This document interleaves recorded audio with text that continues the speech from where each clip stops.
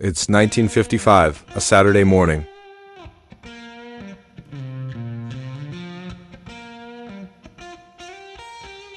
You're standing in your driveway in suburban America, and your neighbor pulls up in a brand new Buick Roadmaster.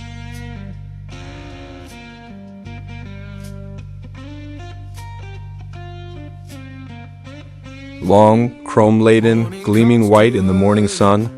The hood stretches out in front like a runway.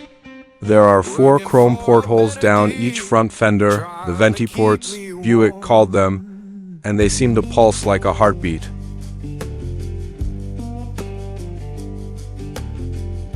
Your neighbor steps out, adjusts his hat, and gives you that look. The look that says, "I've made it." The Buick Roadmaster wasn't just a car. It was a statement about who you were, what you'd achieved, and where America was going. And then it was gone.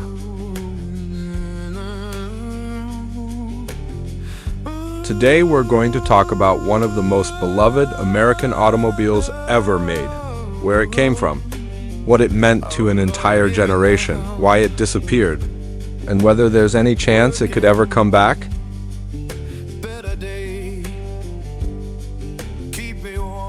The Roadmaster name first appeared in 1936. General Motors had organized Buick into a clear hierarchy. You had the Special at the entry level, the Century and Super in the middle, and then at the top, the Roadmaster. It sat on Buick's longest wheelbase. It carried Buick's most powerful engine. And it was positioned just a step below Cadillac, which meant it was exactly where a successful American wanted to be. Aspirational but attainable? Think about who was buying this car. Doctors, lawyers, business owners, men who had worked hard through the Depression, watched America rebuild itself, and now wanted something that reflected their position in life. The Roadmaster gave them that in chrome and steel.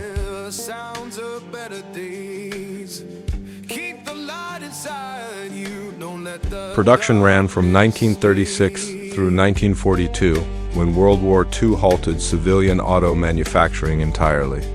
And when the war ended and the factories came back online in 1946, the Roadmaster returned, and so did America's appetite for it.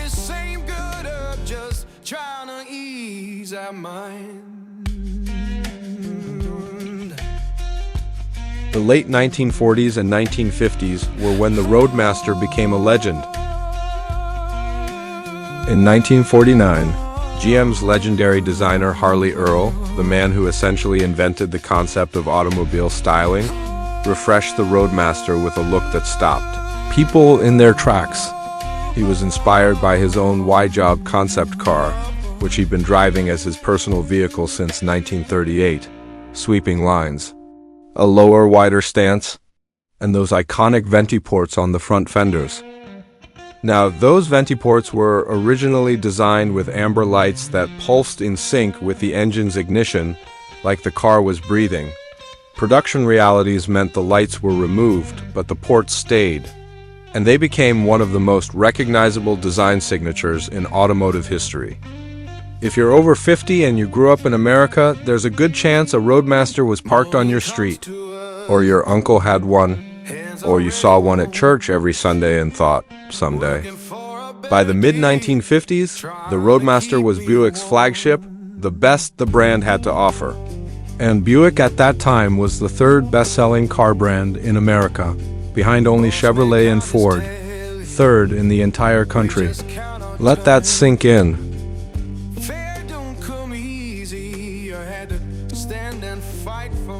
The 1957 Roadmaster came with a 300 horsepower V8 and those extraordinary tail fins that said, "In no uncertain terms, we are living in the future." It was space-age optimism pressed into sheet metal, and then, in 1958, it stopped. GM consolidated its model lineup, and the Roadmaster name quietly disappeared from the Buick catalog. Not with fanfare. Not with a farewell tour. It was just gone. For 33 years.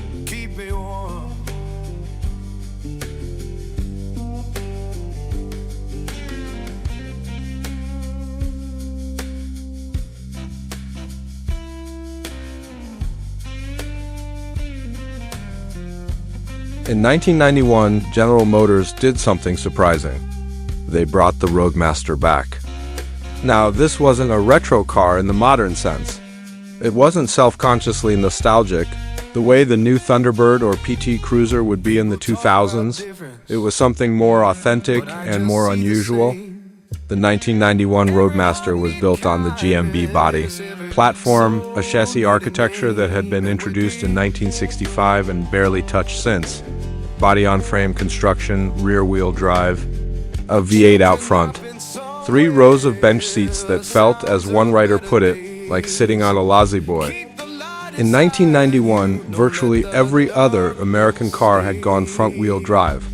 Unibody construction, 4-cylinder engines. The Roadmaster was, by the standards of its day, almost a relic. And people loved it for exactly that reason. The station wagon version, the Roadmaster Estate, became quietly legendary. 9 feet of interior space. 3 rows of seats, including a rear-facing third row that kids adored. And in 1994, Buick upgraded the engine to a version of the Corvette's LT1 V8, detuned to 260 horsepower, but with the same iron block reliability. The same engine, mind you, that was propelling Corvettes down the highway. In 1992, its first full year of production, over 70,000 Roadmasters were sold. That's not a niche car. That's a genuine hit. And yet, 5 years later, it was over again.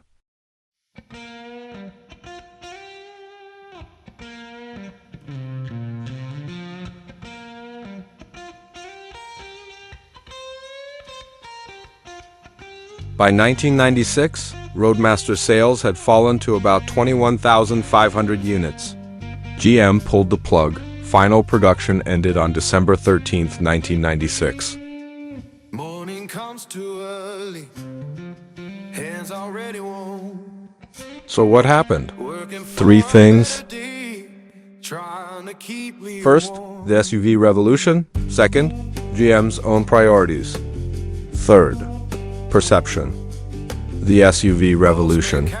In the early 1990s, the Ford Explorer exploded onto the American market, and it changed everything.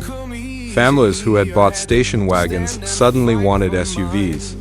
The Roadmaster Estate, arguably the best family hauler Buick had ever built, found itself competing against a wave of trucks that could go off-road, sit higher, and carry the same cargo. The wagon body style essentially vanished from American showrooms within a decade. GM's own priorities. General Motors had decided the future was front-wheel drive on the B platform's replacements. The old B body shared its tooling costs with the Chevrolet Caprice and Cadillac Fleetwood, and when GM killed those cars too, the economics of keeping the platform alive simply didn't work. With its demise, GM stopped building body-on-frame passenger cars entirely. Perception. The Roadmaster was seen as an old man's car. That's the blunt reality. While Buick's average buyer age was already climbing into the upper 50s, GM was chasing younger demographics with sportier platforms. A massive rear-wheel drive sedan with bench seats and a station wagon option was, in the eyes of the marketing department, going in the wrong direction.